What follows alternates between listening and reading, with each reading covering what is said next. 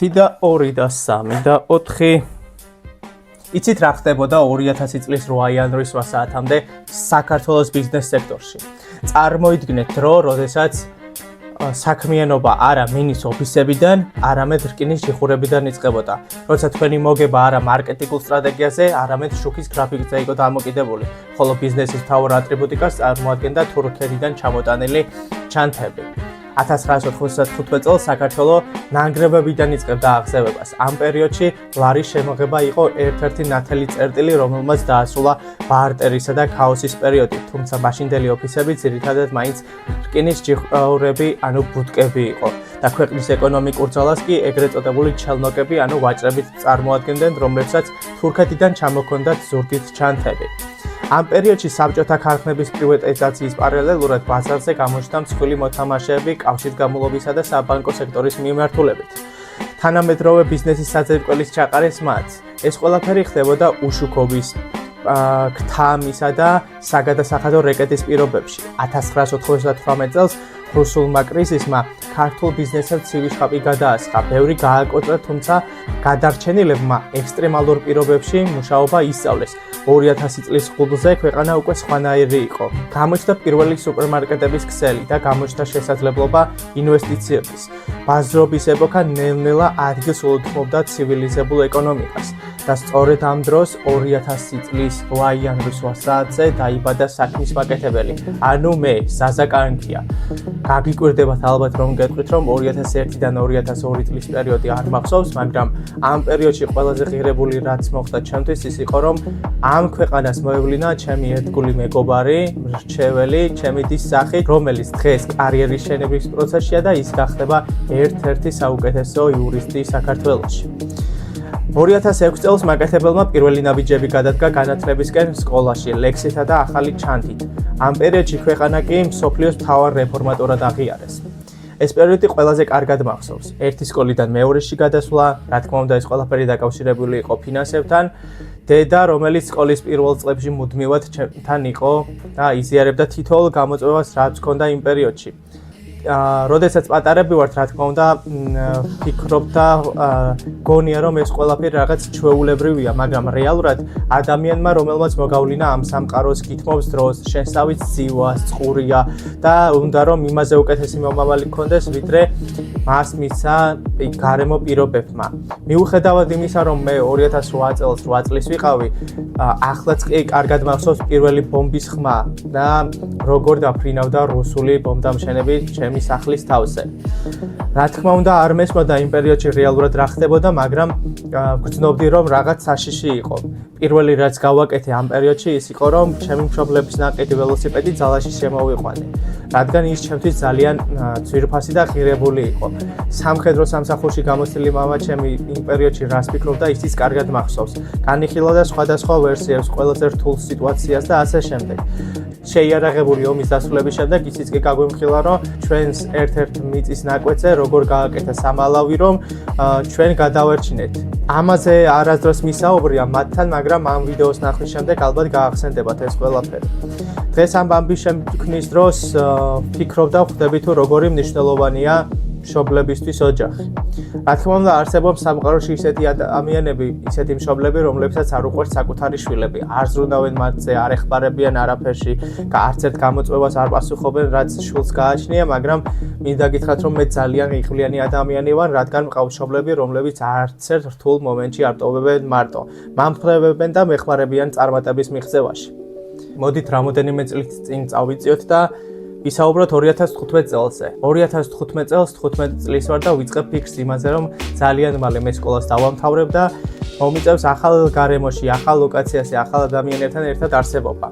ამ ფიქრების მიუხედავად არის ძალიან დიდი ფინანსური გამოწვევა, რომ მაშინაც და დღესაც ძალიან რთულია რომ სამეგრელოდან თბილისში გაუშვა შვილის სასწავლებლად. ეს რა თქმა უნდა დაკავშირებულია იმაზე, რომ უნდა უხილავო შვილს ბეინა, გადაუხადო ბინის ქირა, სწავლის ქირა, მისი ელემენტარული პირობები გადასაადგილებლად და ასე შემდეგ. ბევრი ნიუანსია, რაც ძალიან დიდ გამოწვევებთან არის დაკავშირებული. 15 წლის ასაკშივე მივხვდი რეალურად როგორი იყო ფიზიკური შრომით გამომუშავებული თანხა.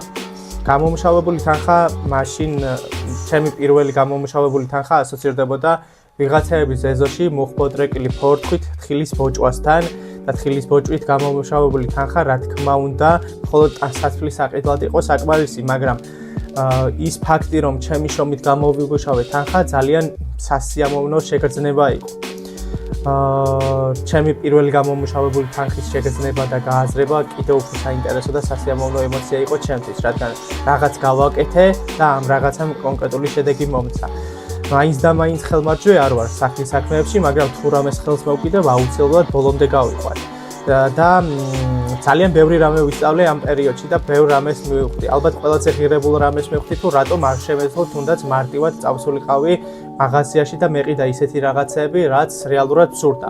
დღევანდელი გადმოსახედიდან რომ ვფიქრობ, იმ პერიოდზე, სადაც ჩემი თავის შენახვა არ შემეძლო, განა იმიტომ, რომ ზარმაცი ვიყავი ან რაღაცას არ ვაკეთებდი, არა, უბრალოდ არ ვიცოდი რა უნდა მეკეთებინა იმისთვის, რომ მქონოდა იმის შესაძლებლობა, რომ თამამად წავსულიყავი მაღაზიაში. ახლა ვფიქრობ რეალურად რა მასწავლა ამ ყველაფერმა. ის რომ თუ ადამიანი არ იშრომებს, არ იწვალებს, ვერაფერსაც ვერ მიაღწევს. ჩემი ოჯახის წევრები ყოველთვის მეუბნებოდნენ ესეთ ძალიან მნიშვნელოვან და კარგ რამეს, რომ თუ პატიოსნად იცხოვრებ და იშრომებ, აუცილებლად კარგ კაცად მოგიხსენიებენო. და მინდა ჩემი მშობლების გასახარად გავიხსენო ესეთი რამ, რომ როდესაც პატარა ვიყავი და ახლაც როდესაც ჩემს კუთხეში ჩავდივარ, გარშემო მყოფები და ადამიანები ყოველთვის დადებითად და კარგი ემოციებით მხვდებიან ხოლმე. და ადამიანებისგან ძალიან ხშირად მიმიღია ესეთი უკავშირი, რომ მინდა შენნაირი შვილი მყავდეს. ეს იმას ნიშნავს, რომ ჩემგან სწორი ადამიანი იქნება. ადამიანი, რომელიც ცდილობს იცხოვროს ისე, რომ პატივს სცემდნენ. და ჩემი პირველი ფიზიკური შრომით გამომუშავებული თანხა იყო 200 ლარი. მოდით ახლა ვისაუბროთ 2017 წელზე. 2017 წელს მე ძალიან თავდაჯერებული ვიყავი. არ ვიცი როგორ, რანაირად, მაგრამ მეგონა რომ ყველაზე მაგარი ტიპი ვიყავი, ყველაფერი მაგრად გამომდიოდა და ასე შემდეგ. და სწორედ ამ დამოკიდებულებამ მიმიყვანა ავტო ავარიამდე.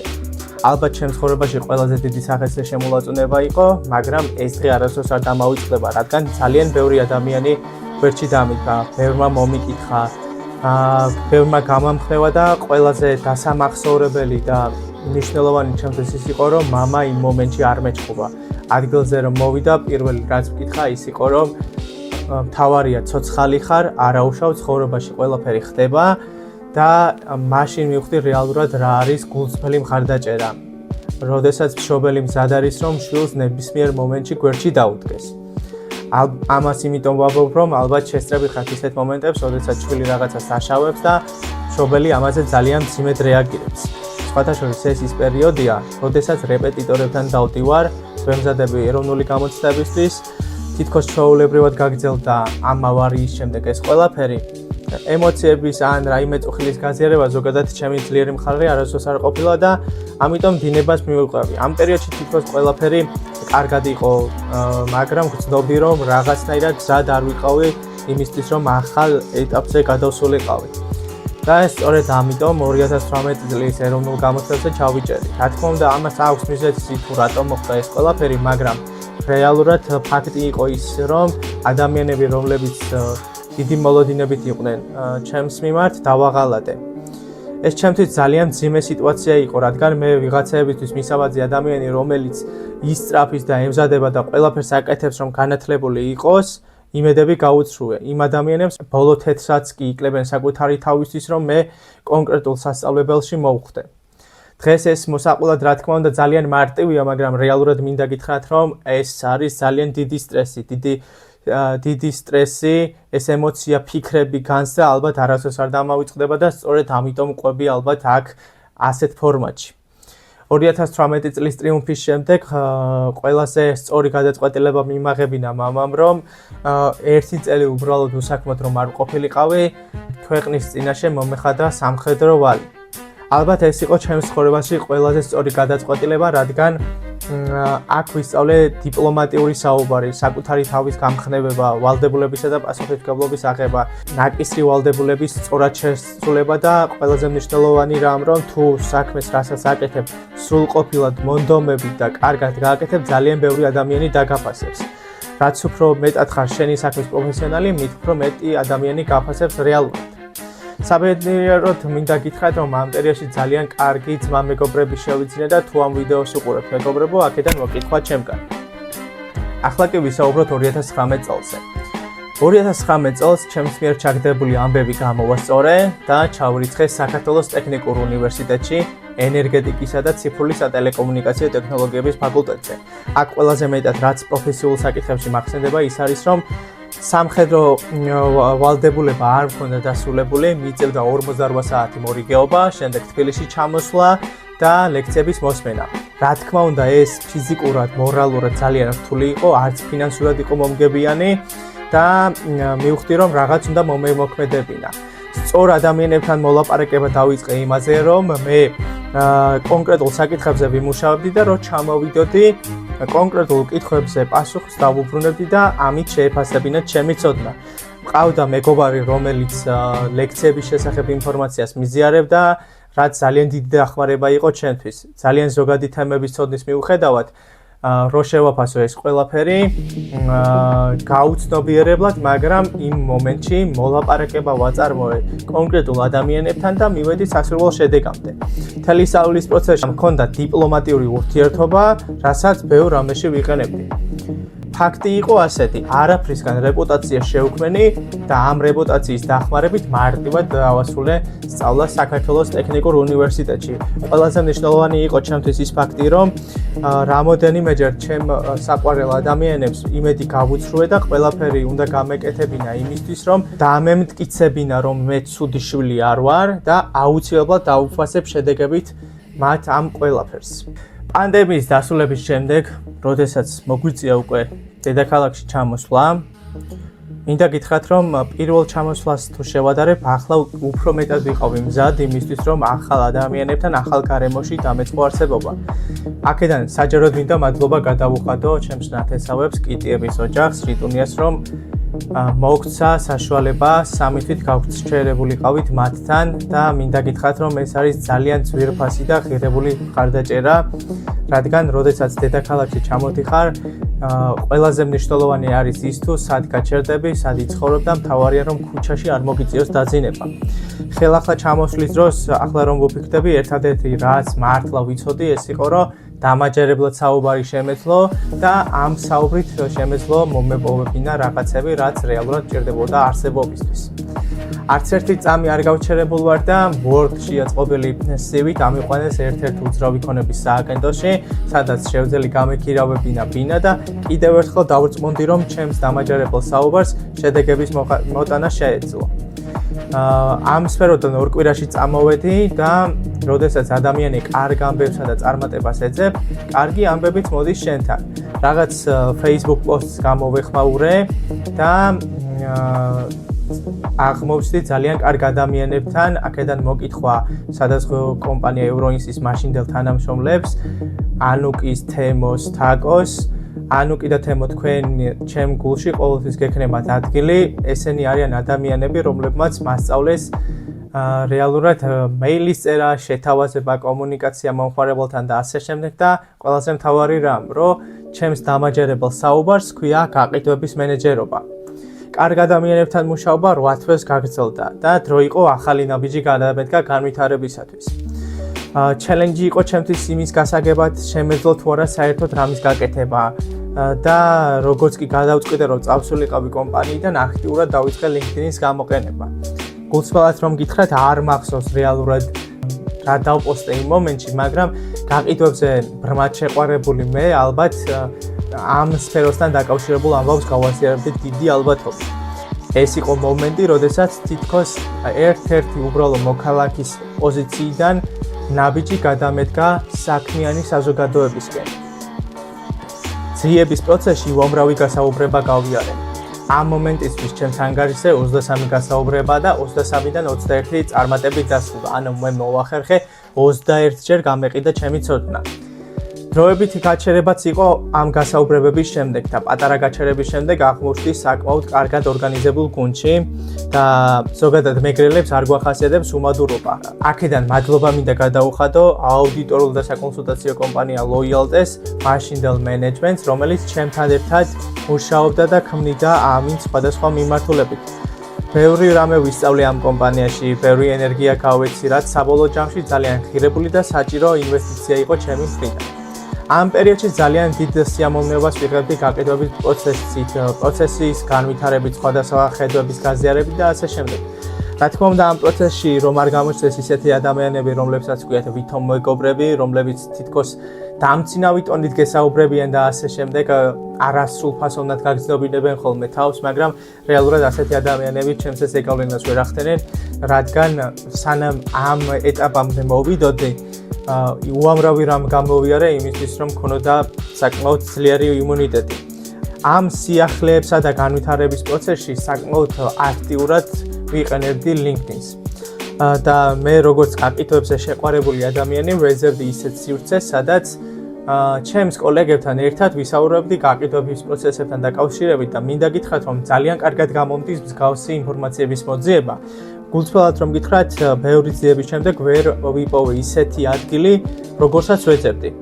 ანუ საუბარი ვაქვს იმაზე, რომ როგორც ბუღალტრები ეხმარებიან და რჩევას აძლევენ ერთმანეთს, რეკომენდაციას გატარებებთან დაკავშირებით და ასე შემდეგ, მინდოდა მოვეპოვა ისეთი სივრცე, სადაც გაყიდვების წარმომადგენელი, რომელიც კითხვას დასვამდა კონკრეტულ საკითხთან დაკავშირებით, მიიღებდა ადეკვატურ რეკომენდაციას, რჩევას, ქმედებას, რომელიც სასურველ შედეგამდე მიიყვანდა. რადგან მე ეს ყველაფერი მე ვერ ვიპოვე, ამ მომენტში მივიღე გადაწყვეტილება, რომ შემექმნა ჩემი სივრცე, სადაც ხარში დაუდგებოდა გაყიდვების წარმომადგენლები ერთმანეთს. ზოგადად ჩემი პრინციპია უნდა ვიმოქმედო და ქმედების პროცესში განვავითარო ის, რასაც ვაკეთებ ზოგადად. დავუპოსტე, რომ რამოდენიმე პოსტი დავწერე, დავუპოსტე, რომ ასეთ ამბავს ვაპირებდი და ჩემდა გასაკვირად სწრაფად შემომიერთა 25 ადამიანი. იმ მომენტში სივრცეს დავარქვის საზაკანკია და როდესაც ეს ყველაფერი გავუზიარე შორენ ასაბაშვილს, მივიღე ძალიან ღირებული რჩევა, რომ სანამ მე სივრცეში შემოვალ, სივრცემ სახელმა უნდა მითხრას რეალურად რა ხდება შიგნით.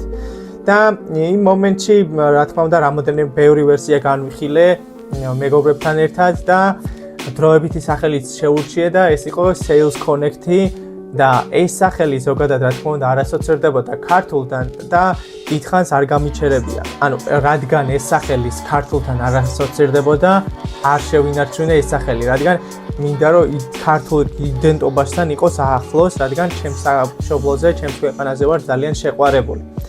ბევრი რო არ გავაგრძელო, ამ პერიოდში, როდესაც სახელზე ვფიქრობდი, სრულიად შემთხვევით აღმოვაჩინე ბრენდი მოლმაუნი, რაც მეგრული სიტყვა და ნიშნავს გამომხევის. და ეს იყო ძალიან კარგი მესიჯი და დავიწყე ფიქრი იმაზე თუ რომელი სიტყვა იყო ყველაზე მეტად ახლოს იმ საქმესთან, რასაც ვაპირებდი. ბევრი რამე ვიფიქრე და სამეგრელოში საქმის მაკეთებელ კაცს ეძახიან საქმეში მაკეთებელ კოჩს. რაც იმას ნიშნავს, რომ თუ ამ საქმეში მაკეთებელ კოჩი ხარ, ძალიან დაფასებული ადამიანი ხარ და რეალურად აკეთებ იმ საქმეს, რასთანაც ასოცირდებ. და საბოლოოდ მივიღე გადაწყვეტილება, რომ ჩემს სივრცეს ერქვას სახელად მაკეთებელი და გავაერთიანო საქმის მაკეთებელი ადამიანები სხვადასხვა სფეროდან. აქვე იმასაც ვიტყვი, რომ ზოგადად როდესაც გაყიდვები ხარ, აუცილებელია გქონდეს საკუთარი ნიშა, რომლითაც დაამახსოვრებ თავს მომხმარებელს. საუბარი მაქვს რაზე, რომ როდესაც კონკრეტულ შეხვედრას დაასრულებ, რაღაც კონკრეტული მესიჯი უნდა დაუტოვო ადამიანს, რომ გაახსენდე. მე რაღაც პერიოდის განმავლობაში პოტენციურ მომხმარებლებს ვეუბნებოდი ესეთ რამეს ხუმრობით, რომ მე მეგრელი გაყიდვები ვარ და ამ მესიჯით ვცდილობდი რაღაც დადებითი ემოცია შემექმნა ადამიანებისთვის, მაგრამ ზოგისთვის ეს მესიჯი ცოტა დამაფიქრებელი იყო, ზოგს ეშინოდა, ზოგს რაღაც ეჭვები უჩნდებოდა და ასე შემდეგ. და მივხვდი, რომ რაღაც ახალი უნდა მომეფიქრებინა და როგორც კი გადავწყვიტე მაკეთებელი შემექმნა, ჩემი ასოცირებაც საქმის მაკეთებელთან უფრო მომგებიანი პოზიცია აღმოჩნდა. და დღეს, როდესაც კონკრეტულ შეხვედრას ვასრულებ, ვეუბნები, რომ მე საზაკანკია ვარ, საქმის მაკეთებელი და დარწმუნებული ვარ, რომ ჩვენ ამ და ამ მიმართულებით აუცილებლად დავიწყებთ თანამშრომლობას. ეს ნიშნავს იმას, რომ ეს მესიჯი არის ჩემი მხრიდან ის, რომ მე პროფესიონალი ვარ და პროფესიონალურ მომსახურებას გავუწევ იმ კონკრეტული მიმართულებით, რა მიმართულებაზეც დავიწყებთ მოლაპარაკებას. ალბათ ახლა გაქვთ კითხვა იმაზე თუ რას აკეთებს მაკეთებელი. მაკეთებელი არის სივრცე, სადაც ერთი შეტყობინებით შეგიძლია მიიღო მომსახურება ზედმეტი ბიუროკრატიის გარეშე. გარდა ამისა, მაკეთებელი არის საქმიანის სივრცე, სადაც სხვადასხვა სფეროს წარმომადგენლები ერთიანდებით და როდესაც კონკრეტულ ადამიანს სჭირდება მხარდაჭერა ვეხმარებით, როდესაც კონკრეტულ ადამიანს სჭირდება მომსახურება ვეხმარებით და ასე შემდეგ.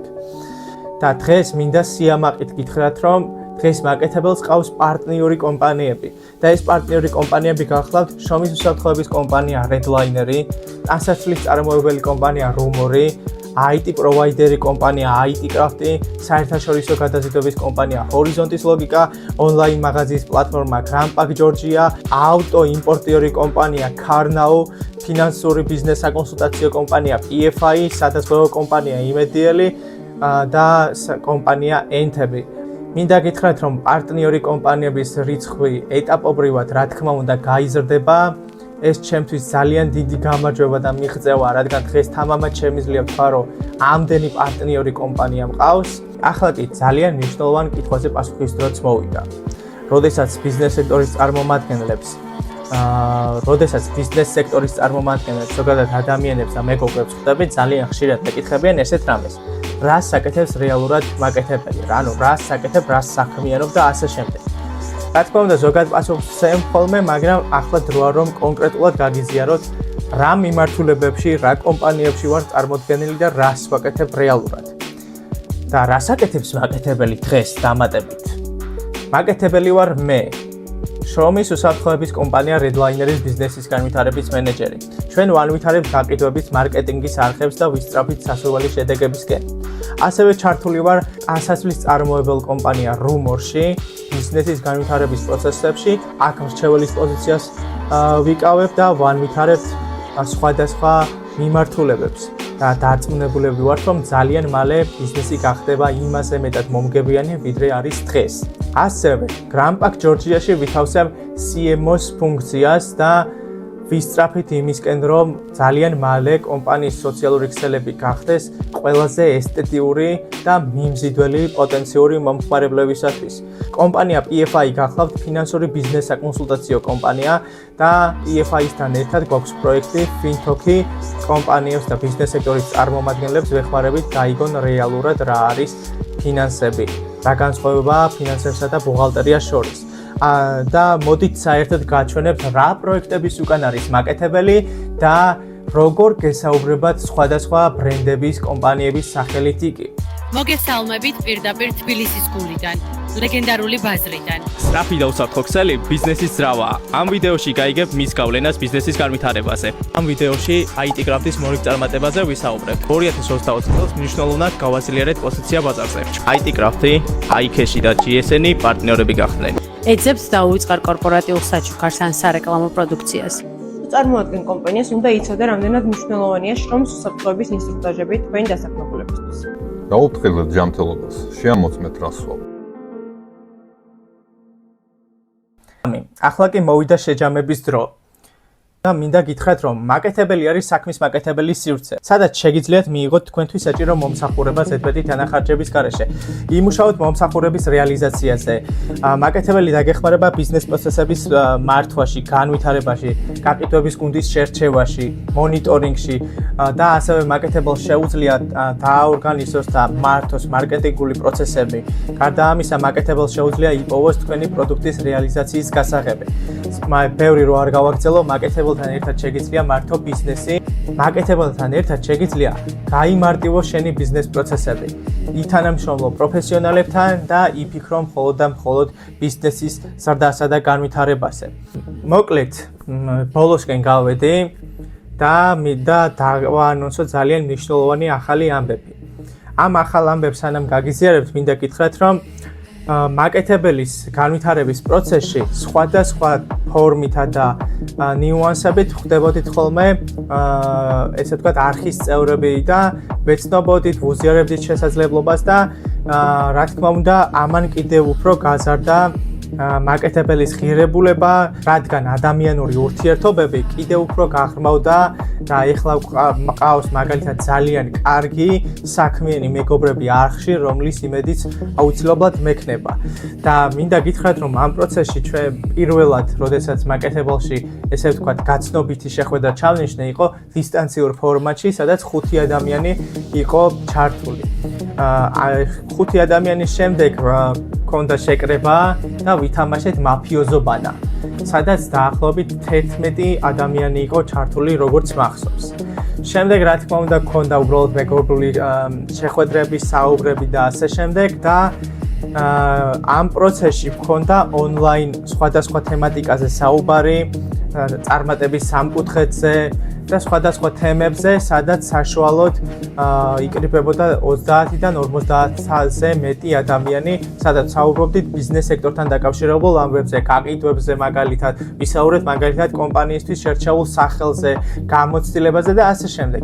და ახლა მოვიდა დრო, რომ მაკეტებელმა კიდევ ერთი ნაბიჯი გადადგას განვითარებისაკენ. ანუ მოვიდა დრო, რომ მაკეტებელი ონლაინ სივრციდან გახდეს კიდევ უფრო მეტად ცოცხალი და ვაანონსებ, რომ ძალიან მალე თებერვალში ჩატარდება ფიზიკური შეხვედრა, სადაც საშუალება გექნებათ კიდევ უფრო მარტივად დაამყაროთ საქმიანი ურთიერთობები სხვადასხვა ბიზნეს სექტორის წარმომადგენლებთან. ეს იქნება შეხვედრა, რომელიც მორგებული იქნება კონკრეტულად სტუმრებისთვის და აბსოლუტურად ყველა ჩართული იქნება ამ პროცესში. თქვენ არ იქნებით უბრალოდ მსმენელის პოზიციაზე, თითოეული აქტივობა ქმედება იქნება მორგებული თქვენზე და ძირითადად საღამოს შეხვედრის მთავარი გმირები იქნებით თქვენ, ანუ საქმის მაკეტებლები. ძალიან დიდი იმედი მაქვს, რომ ამ ვიდეოს ბოლომდე მოусმინეთ. მინდა გითხრათ, რომ ქალბატონებო და ბატონებო, მე ზაზა კანკია ვარ, საქმის მაკეტებელი ადამიანი. გთხოვთ, გამოიწერეთ გვერდი, დალაიქეთ ვიდეო და დაელოდეთ შემდეგ საქმიან ამბავს სხვადასხვა სოციალურ ქსელებში. თვალიადევნეთ მაკეტებელის Facebook გვერდს, LinkedIn-ის გვერდს, არხებს, YouTube არხს და ასე შემდეგ. შევხვდებით მორიგი საქმიანი ამბავით.